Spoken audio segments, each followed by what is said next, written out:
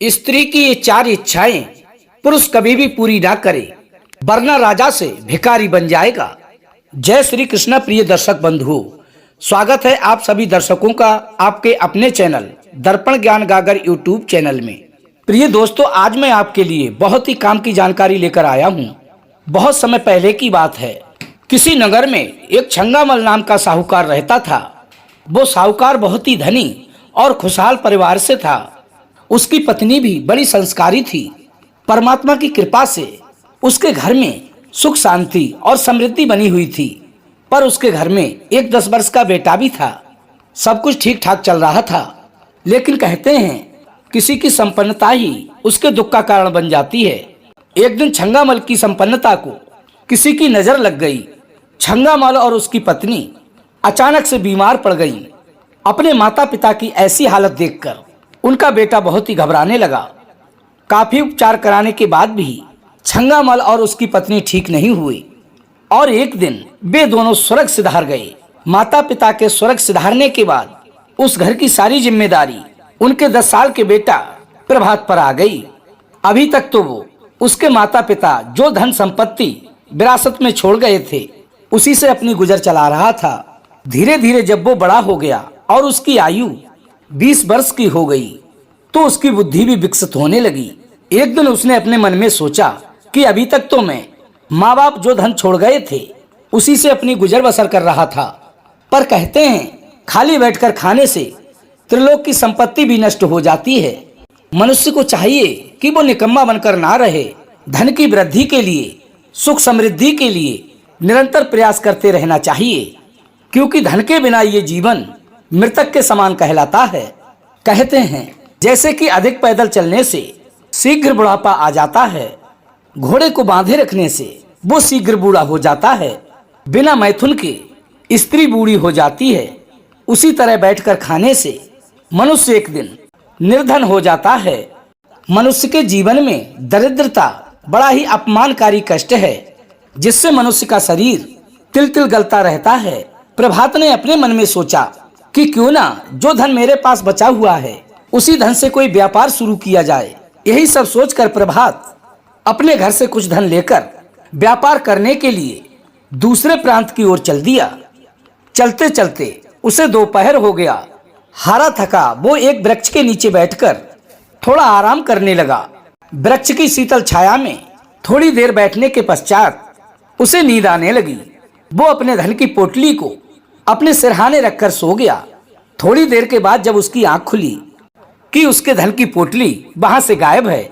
कोई उसके धन को चुरा ले गया था। धन को अपने पास ना पाकर प्रभात बड़ा ही दुखी हुआ।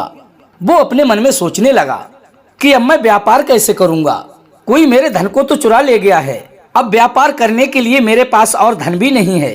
प्रिय दोस्तों, तभी प्रभात ने अपने मन में निश्चय किया कि अब आगे जाने से क्या फायदा, संध्या होने वाली है। आज की रात मैं इसी पेड़ पर चढ़कर बिता लेता हूँ और सुबह होते ही मैं अपने घर लौट जाऊंगा। प्रिय दर्शक बंधुओं, उसी समय प्रभात उस वृक्ष की एक मोटी सी डाल पर चढ़कर बैठ गया। रात्रि काफी हो चुकी थी। तभी उसने क्या देखा कि उसी वृक्ष पर 4 प्रेत रहते थे, जो रात्रि होने पर वृक्ष पर आकर बैठ जाते थे। उन प्रेतों को ये बात नहीं मालूम थी कि आज हमारे घर में कोई मनुष्य मुसाफिर आया है। प्रभात उस डाल पर चुपचाप बैठा हुआ उन प्रेतों की बातों को बड़े ही ध्यान से सुन रहा था। वे आपस में कुछ बातचीत कर रहे थे। उनमें से एक प्रेत बोला कि हे भाई, आज मैं आपको एक अचरज भरी बात बता रहा हूँ। इस शहर का जो राजा है वज्रदंत, वो अपनी कन्या के साथ बड़ा ही अन्याय कर रहा है। उसकी कन्या वज्रविंदा बड़ी ही रूपवान और कम आयु की है, लेकिन वो उस कन्या का विवाह एक बूढ़े राजा के साथ कर रहा है। वज्रविंदा ये जानती है कि उसका विवाह एक बूढ़े व्यक्ति के साथ करके उसका पिता उसके साथ अधर्म कर रहा है। उसने ये निश्चय कर लिया है, यदि उस बूढ़े राजा से उसका विवाह हुआ तो वो आत्महत्या कर लेगी। तभी दूसरा प्रेत बोला कि हे भाई, मुझे तो लग रहा है कि राजा वज्रदंत की बेटी की इधर से डोली जाएगी और उधर से उसकी अर्थी आएगी। तीसरा प्रेत बोला ये तो बड़ा ही अन्याय हो रहा है। यदि ऐसे अधर्मी पिता बेटियों को मिलें तो बेटियां अधिक दिन तक नहीं जी पाएंगी। चौथा प्रेत बोला कि हे भाइयों, यदि ऐसी बात है तो हमें उस कन्या की सहायता अवश्य ही करनी चाहिए। एक बात को ध्यान से सोचो कि मनुष्य योनि में हमने ना जाने कितने पाप किए थे और उन्हीं पापों के कारण आज हम सभी प्रेत बने हैं। यदि हमने ये पुण्य का कार्य कर दिया तो हो सकता है हमें प्रेत योनि से मुक्ति मिल जाए। फिर उनमें से पहले वाला प्रेत कहता है, हे भाई, अब कह तो ठीक रहे हो, पर हम उसकी मदद करेंगे कैसे? हमारे पास तो हमारा शरीर ही नहीं है, हम तो अनंग हैं। लेकिन हाँ, अगर किसी मनुष्य का हमें साथ मिल जाए तो हम उस राजकुमारी की सहायता अवश्य ही कर सकते हैं। पर कोई भी मनुष्य इस जंगल में आएगा ही क्यों? प्रिय दोस्तों, उधर प्रभात डाल पर बैठा हुआ उन प्रेतों की सारी बातों को बड़े ही ध्यान से सुन रहा था। प्रेतों के मुख से राजकुमारी की सुंदरता की बात सुनकर प्रभात के मन में राजकुमारी के प्रति सहानुभूति उत्पन्न हो गई। प्रभात उसी क्षण उन प्रेतों को आवाज लगाते हुए बोला कि हे प्रेतों, मैंने तुम्हारी सारी बातों को सुन लिया है। तुम उस राजकुमारी की मदद करना चाहते हो। तुमने अभी अभी कहा कि तुम्हें किसी प्रकार यदि मनुष्य की सहायता मिल जाए क्योंकि तुम शरीरहीन हो। मैं भी ये चाहता हूँ कि तुम राजकुमारी की किसी प्रकार मदद करो। मनुष्य से तुम्हें क्या सहायता चाहिए, मैं तुम्हारा सहयोग करने के लिए तैयार हूँ। प्रिय दोस्तों, उस प्रभात की बात को सुनकर वो प्रेत कहने लगे कि हे मानव, तुम्हारी सहायता से हम निश्चित ही राजकुमारी बज्र बिंदा की सहायता कर सकते हैं। लेकिन तुम्हें हमारी एक बात ध्यान रखनी होगी, चाहे कुछ भी हो जाए तुम किसी को भी हमारे बारे में नहीं बताओगे। यदि तुमने हमारे बारे में किसी को भी बताया तो ध्यान रखना, उसी क्षण राजकुमारी की मृत्यु हो जाएगी और उस पाप के भागीदार तुम बनोगे। तभी प्रभात उन चारों प्रेतों से कहता है कि हे प्रेतों, मैं तुम्हें इस बात का वचन देता हूँ कि तुम्हारे बारे में मैं किसी से भी चर्चा नहीं करूंगा। अब तुम जैसे भी हो उस राजकुमारी की सहायता करो। प्रिय दोस्तों, अब तो उस प्रभात की बात सुनकर प्रेतों ने अपनी मायावी विद्या से उस प्रभात को बहुत ही सुंदर राजकुमार बना दिया। उसके बाद 5 उड़ने वाले घोड़े मंगाए। एक घोड़े पर तो प्रभात सवार हो गया, बाकी के 4 घोड़ों पर वे चारों प्रेत सवार हो गए। फिर क्या था, वे 5 आकाश मार्ग से उड़ते हुए राजकुमारी बज्र बिंदा के महल में पहुंच गए। चारों प्रेत राजकुमारी की चित्रसारी अटारी के ऊपर रुक गए और राजकुमार प्रभात राजकुमारी के महल में दाखिल हो गया। प्रिय दोस्तों, वो राजकुमारी एक राजकुमार को अपने कक्ष में आया देखकर अत्यंत डर गई और अपने मन में सोचने लगी कि बाहर तो हमारे सैनिक पहरेदारी कर रहे हैं, फिर ये राजकुमार हमारे कक्ष में कैसे आ गया? तभी राजकुमारी ने डरते हुए पूछा कि हे नौजवान, तुम कौन हो और हमारे महल में किस प्रकार आ गए? तभी राजकुमार वेश में वो प्रभात कहता है कि हे राजकुमारी, तुम्हें मुझसे डरने की कोई भी आवश्यकता नहीं है। मैं तुम्हारा शत्रु नहीं बल्कि तुम्हारा शुभचिंतक हूँ। मैं तुम्हारी सहायता करने को आया हूँ। मुझे सारी बात मालूम है कि तुम्हारा पिता बड़ा ही दुष्ट है। वो तुम्हारा विवाह एक वृद्ध व्यक्ति के साथ कर रहा है और मुझे ये भी मालूम है कि ये विवाह तुम्हारी मर्जी के विरुद्ध हो रहा है। तुम नहीं चाहती हो कि तुम्हारा विवाह उस बूढ़े राजा से हो। मैं ये भी जानता हूँ कि तुमने अपनी आत्महत्या करने का प्रण भी ले लिया है, इसलिए मैं तुम्हारे प्राणों को बचाने आया हूँ। प्रिय दर्शक बंधुओं, उस राजकुमार की बात सुनकर राजकुमारी बज्र बिंदा को कुछ शांति प्राप्त हुई, अर्थात कुछ तसल्ली मिली। वो राजकुमार की सुंदर छवि पर मोहित हो गई। तभी प्रभात ने राजकुमारी को अपने साथ चलने को कहा और राजकुमारी ने प्रभात का प्रस्ताव स्वीकार कर लिया। राजकुमार प्रभात के साथ घोड़े पर बैठकर राजकुमारी बज्र बिंदा अपने महल को त्याग कर चली आई। राजकुमार प्रभात उन प्रेतों के साथ उसी वृक्ष के पास आया। तब उन प्रेतों ने कहा कि हे भाई मानव, हमने अपना कार्य कर दिया है, अब तुम अपने घर जाओ और राजकुमारी के साथ विवाह रचाकर सुखपूर्वक रहो, पर अपना वचन याद रखना, हमारे बारे में कभी किसी को कुछ मत बताना, वरना राजकुमारी की उसी क्षण मृत्यु हो जाएगी। और यदि तुम्हें कभी हमारी आवश्यकता पड़े तो हमारे पास चले आना, हम तुम्हारी हर प्रकार से मदद करेंगे। इतना सुनने के बाद प्रभात राजकुमारी को लेकर अपने नगर वापस आ गया प्रिय दोस्तों, नगर पहुंचकर राजकुमारी ने देखा कि जिसके साथ मैं अपने महलों को त्याग कर आई हूँ वो तो बड़ा ही गरीब व्यक्ति है। उसका घर भी कच्चा बना हुआ है। उसके घर में कोई और सदस्य भी नहीं है। मुझे लगता है मैंने इस व्यक्ति के साथ आकर कोई भूल तो नहीं कर दी। फिर उसके बाद उसने अपने मन में सोचा कि चलो जो भी हुआ सो अच्छा ही हुआ। यदि मैं अपने घर से यहाँ नहीं आती तो मेरा पिता मेरा विवाह एक बूढ़े व्यक्ति के साथ कर देता, फिर तो पूरे जीवन भर रोना ही रोना था। यही सोचकर राजकुमारी वज्रबिंदा ने प्रभात के साथ विवाह कर लिया और उसके साथ सुख पूर्वक रहने लगी। धीरे धीरे समय व्यतीत होता गया। एक दिन राजकुमारी वज्रबिंदा अपने घर में बैठी हुई थी।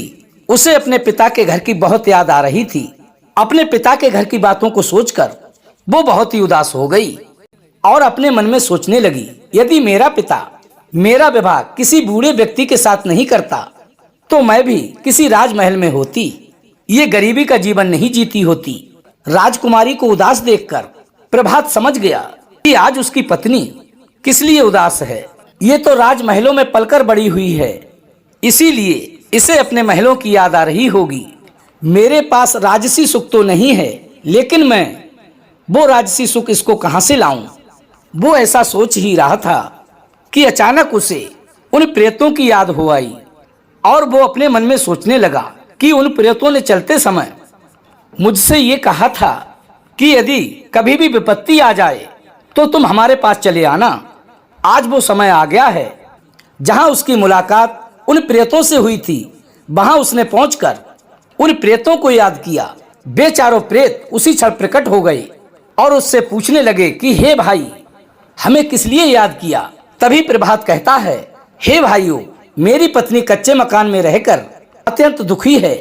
उसके लिए महलों की व्यवस्था कर दो, क्योंकि वो महलों में रहने वाली उसको इन कच्चे मकानों में कहाँ अच्छा लगेगा।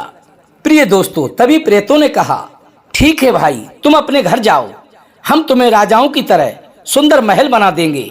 तुम्हारे महलों में राजाओं की तरह वे सारी सुख सुविधाएं होंगी जो कि एक राजमहल में होती हैं। परंतु हमारी बातों को बिल्कुल मत भूलना, हमारे बारे में किसी को भी मत बताना। इतना कहकर उन प्रेतों ने प्रभात के कच्चे घर को राजमहलों में परिवर्तित कर दिया। राजकुमारी वज्रबिंदा को पता ही नहीं चला कि कब वो कच्चे घर से महलों में आ गई। जब उसकी आंख खुली तो स्वयं को सुंदर महलों में सोते हुए पाया। इतना सारा वैभव देखकर राजकुमारी दंग रह गई। वो अपने मन में सोचने लगी, एक ही रात में ये सब कैसे बदल गया। तब उसने अपने पति प्रभात से इस रहस्य को जानना चाहा। प्रभात इस बात को जानता था कि मुझे प्रेतों ने ये बात बताने को मना किया है, कि मुझे प्रेतों ने इन सब बातों को बताने के लिए मना किया है कि वो उनके बारे में किसी को भी ना बताए। प्रभात ने उस दिन अपनी पत्नी की बातों को अनसुना कर दिया, लेकिन राजकुमारी ने अपने मन में जिद ठान ली थी कि जब तक वो इस रहस्य को नहीं बताएगा तब तक वो अन्न जल ग्रहण नहीं करेगी। प्रिय दर्शक बंधुओं, प्रभात ने उसे बहुत समझाने का प्रयास किया कि देखो, तुम्हारी ये जिद बिल्कुल भी ठीक नहीं है, लेकिन उसकी पत्नी ने उसकी एक ना सुनी। वो तो बस ये पूछने पर तुली हुई थी कि मुझे इस रहस्य को जरूर बताओ कि एक रात में कच्चा घर महलों में कैसे परिवर्तित हो गया। अब तो प्रिय बंधुओं, उसने कई दिन से भोजन नहीं किया। ये सब जानने के लिए प्रिय दोस्तों, उसने कई दिन तक भोजन नहीं किया। प्रभात ने देखा कि पत्नी की खुशी से बढ़कर कोई भी खुशी नहीं है। यदि ये मर गई तो फिर मैं क्या करूंगा। इसलिए उसने उस रहस्य को अपनी पत्नी के सामने बताने से मना कर दिया। लेकिन प्रिय मित्रों, कहते हैं कि बालहट और त्रियाहट ये बहुत बुरी बलाएं होती हैं। जब राजकुमारी ने उस रहस्य को जानने की अधिक ही इच्छा जाहिर की और आत्महत्या करने की धमकी दी तो प्रभात ने वो सारा रहस्य उसको बता दिया कि मेरी बात को ध्यान से सुनो। 4 प्रेतों की सहायता से मैं तुम्हारे पिता के घर से तुम्हें लाया था और उन्हीं ने ये महल बनाए हैं। अब क्या था प्रिय दोस्तों, प्रेतों का नाम लेते ही राजकुमारी वज्रबिंदा का देहांत हो गया। वे राजसी महल फिर से कच्चे घर में तब्दील हो गई। सब कुछ पहले की तरह हो गया। अब वो फिर से गरीब हो चुका था। ये सब देखकर प्रभात बड़ा ही दुखी हुआ। वो अपने मन में सोचने लगा, इससे अच्छा तो मैं इस रहस्य को रहस्य ही रहने देता तो ही ठीक था। प्रिय दोस्तों, इसीलिए कहते हैं कभी कभी स्त्री हट बहुत ही दुखदायी होती है। प्रिय मित्रों, इन 4 बातों को सदैव भी याद रखना। आप अपने जीवन में कभी भी दुखी नहीं रहोगे।